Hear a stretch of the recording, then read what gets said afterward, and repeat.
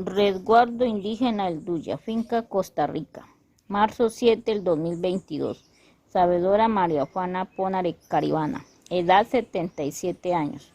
hija de padre y madre sáliva, hablante activa de la lengua sáliva. Primera fase del ciclo menstrual en la joven sáliva. Narración grabada a las 5 de la tarde por la docente Magnolia Pumené Ponare.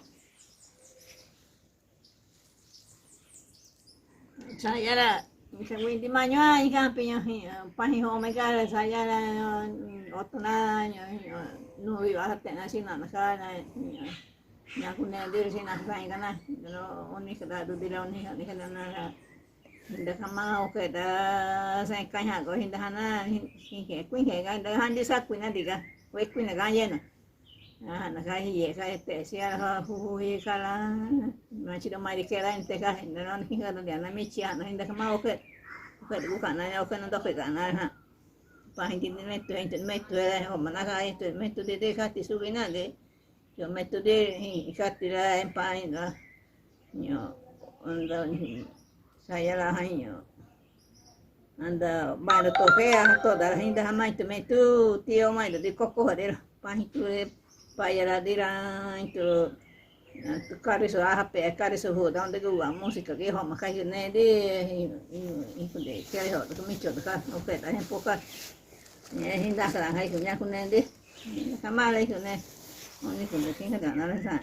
kinga na hinda kama aku kai to me pantura aku ga itu ni kinga na ni ka ni yo hoto na sa pera pa hindi ra inka ni kel hanar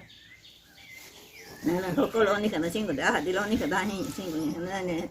chemba into de singo na ni chemba into la ni 8 dia la ni persona wa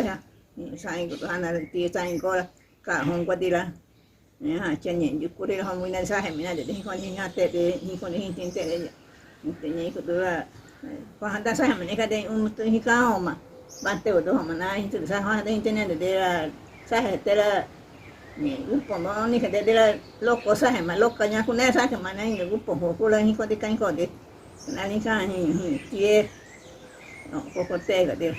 na ni piña página huwa piña na huwa na hi ko la ka so do na ka ni nya ku ne la han che le gente na de oni ko do oni ka da ko de la loca sa que ma saya ni tenga de ni ko do